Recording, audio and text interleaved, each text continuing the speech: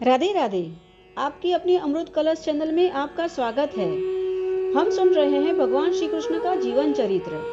भगवान श्री कृष्ण जो स्वयं पूर्ण पुरुषोत्तम भगवान श्री हरि है, जिन्होंने सदैव मनुष्य की रक्षा करने के लिए अनेकों अवतार लिए हैं, जो स्वयं प्रभु है, फिर भी इतनी यातना भुगत कर हर एक जीव को जीवन जीने की कला सिखाते हैं। स्वयं भगवान होते हुए भी उनको कारावास में जन्म लेना पड़ा। वह चाहते तो एक ही पल में देवकी और वसुदेव को कारावास से छुटकारा दिला सकते थे, किंतु उन्होंने ऐसा नहीं किया।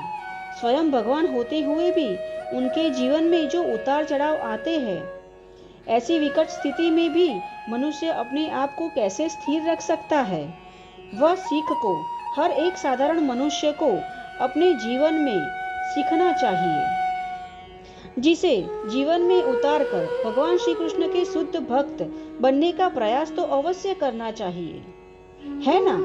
तो इस भक्ति मार्ग को उजागर करने के लिए हम आप सभी के लिए यह कथाएं लेकर आए हैं। इस प्रयास को सफल करने के लिए आप सभी हमारा सहयोग करना और इस कथाओं को सुनने के लिए अंत तक हमारे साथ जुड़े रहना, और इस कथाओं का निरंतर श्रवण करने के लिए आपकी अपनी अमृत कलश चैनल को सब्सक्राइब कर लेना, और हाँ, नीचे दिए गए बेल आइकन को भी प्रेस करना मत भूलना, जिससे कि हमारी आने वाली सभी नए वीडियोस आप तक आसानी से पहुंच सके। अब हमने हमारी कथा में पीछे देखा कि भगवान नारायण ने योग माया की सहायता से अनंत शेष को देवकी जी के गर्भ से रोहिणी के गर्भ में स्थानांतरित किया, और स्वयं भगवान वासुदेव के शुद्ध हृदय से देवकी जी के शुद्ध हृदय में प्रवेश करते हैं, और योग माया वृंदावन में नंद राजा और यशोदा मैया की पुत्री बनकर जन्म लेंगी, और इस तरह भगवान और उनकी सर्वोच्च शक्ति योग माया इस तरह पर भाई और बहन बनकर जन्म लेंगे। अब इस बात की भनक कंस को लग गई, क्योंकि जैसे ही भगवान नारायण ने देवकी जी के गर्भ में प्रवेश किया, वैसे ही देवकी जी का स्वरूप अत्यंत अद्भुत दिव्य हो गया था, जिसके कारण पूरा कारावास दिव्य प्रकाश से प्रकाशित हो गया, जिसे देखकर कंस समझ गया कि भगवान श्री कृष्ण अब आ चुके हैं उसका काल बनकर।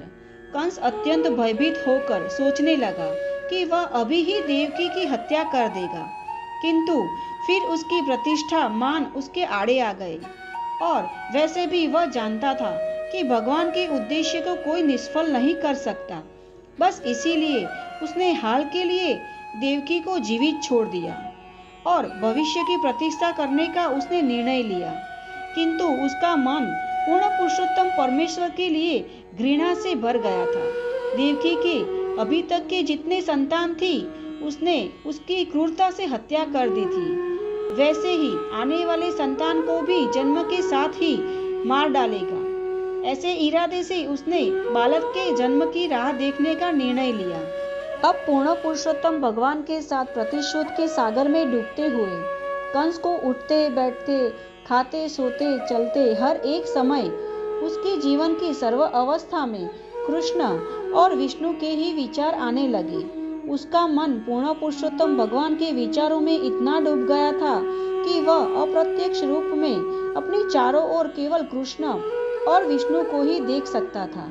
भगवान विष्णु के विचारों में उसका मन इतना डूबा हुआ था, फिर भी अपने दुर्भाग्य से खुद भक्त के रूप में वह नहीं जाना जाता, क्योंकि वह श्री कृष्ण को अपना दुश्मन समझता है। एक शुद्ध भक्त की मनस्थिति भी सदैव भगवान श्री कृष्ण में लीन रहती है, और भक्त भी परमेश्वर के प्रति अच्छा ही सोचता है, नकारात्मक रूप से नहीं। भगवान श्री कृष्ण के प्रति अनुकूल चिंतन ही कृष्ण भावनामृत है, जबकि श्री कृष्ण के बारे में नकारात्मक सोच कृष्ण भावनामृत नहीं है। अब जब देवकी के गर्भ में भगवान ने प्रवेश किया है, यह ज्ञात होते ही भगवान ब्रह्मा जी और भगवान शंकर नारद जी जैसे महान संतों के साथ कंस के महल में अदृश्य रूप से प्रकट हुए। इस समय सर्व देवताओं ने उत्तम श्लोक से भक्तों के तारनहार और रक्षक पूर्ण पुरुषोत्तम भगवान की स्तुति करने लगे, और स्तुति के प्रथम शब्द में ही भगवान जो अपने वचन का यथार्थ रूप से पालन करते हैं उसका वर्णन करने लगे। भगवत गीता में स्वयं भगवान श्री कृष्ण ने कहा है कि अपने शुद्ध भक्तों की रक्षा हेतु और पापी मनुष्य का विनाश करने के लिए वे इस भौतिक जगत में अवतरित होते हैं। अब सभी देवता समझ गए थे कि भगवान ने देवकी जी के गर्भ में अपनी प्रतिज्ञा का अनुपालन करने के लिए ही अपना स्थान लिया था। अब भगवान अपना कार्य पूर्ण करने के लिए प्रकट होने वाले हैं। वह देखकर देवता बहुत ही प्रसन्न थे और उन्होंने भगवान को सतमम परमम अर्थात परम परम पूर्ण सत्य कहकर संबोधित किया। प्रत्येक व्यक्ति सत्य की खोज करता ही है, यह दूरदर्शी जीवन का मार्ग है। देवता इसका संकेत देते हैं कि श्री कृष्ण परम पूर्ण सत्य है। जो व्यक्ति पूर्णतः कृष्ण भावना भावित हो जाता है वह परम सत्य को प्राप्त कर सकता है। श्री कृष्ण पूर्ण सत्य है। तीनों प्रकार के शाश्वत समय के सभी चरणों में सापेक्ष सत्य सत्य नहीं है। सर्वोच्च समय भूत वर्तमान और भविष्य सब कुछ नियंत्रित करता है। सृष्टि की रचना से पहले भी श्री कृष्ण विद्यमान थे और जब सृष्टि की रचना हुई तब भी सब कुछ उन्हीं पर निर्भर था। इस सृष्टि के विनाश के बाद भी श्री कृष्ण ही रहेंगे, अतः वे सभी परिस्थितियों में पूर्ण सत्य है। इस भौतिक संसार में जो भी सत्य है, सर्वोच्च सत्य कृष्ण से प्रकट होता है। इस भौतिक संसार में कोई भी शक्ति है तो कृष्ण उस शक्ति के कारण है। यदि यह भौतिक संसार में कोई बुद्धिमान या ज्ञानी है तो श्री कृष्ण उसके कारण है। अतः श्री कृष्ण सभी सापेक्ष सत्यों के मूल है। यह भौतिक संसार 5 मूल तत्वों से बना है। पृथ्वी, जल, अग्नि, वायु और आकाश, ये सभी तत्व श्री कृष्ण से ही उत्पन्न होता है। भौतिक विज्ञान में भी इन्हीं 5 मूल तत्वों को भौतिक सृष्टि का कारण माना जाता है। स्थूल और सूक्ष्म अवस्था में ये सभी तत्व श्री कृष्ण से ही उत्पन्न हुए हैं। इस भौतिक संसार में कार्य करने वाले जीवों का श्रेय ईश्वर की तटस्थ शक्ति को दिया जाता है। भगवत गीता के 7वें अध्याय में यह स्पष्ट रूप से कहा गया है कि संपूर्ण सृष्टि कृष्ण की श्रेष्ठ और अवर है। इसमें 2 प्रकार की शक्तियों का मेल है। जीवात्मा पर शक्ति है और जड़ भौतिक तत्व उसकी अपार शक्ति है।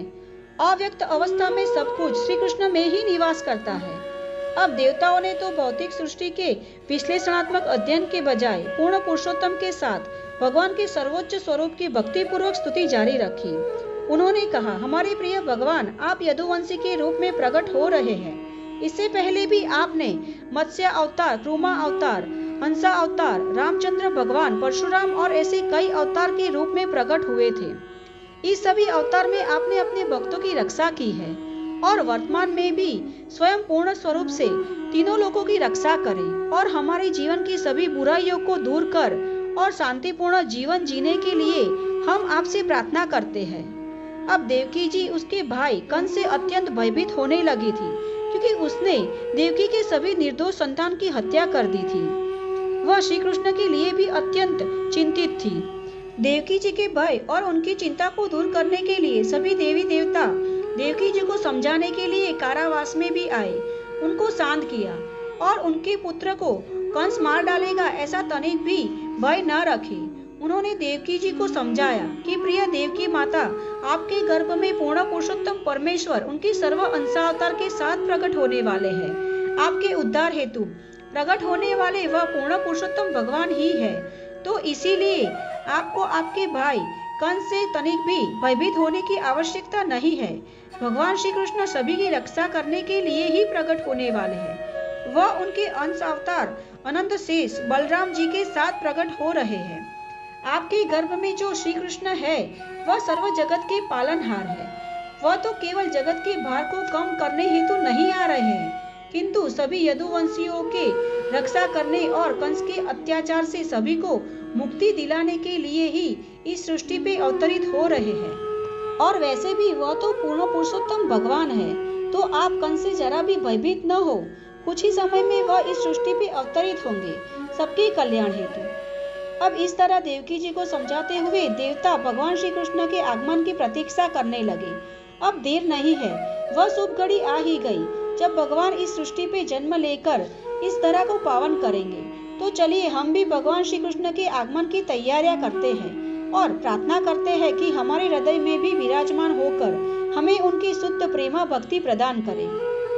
अब हमारी कथा को यही विराम करते हैं। और ये कथा आपको कैसी लगी ये हमें कमेंट बॉक्स में लिखकर जरूर बताना।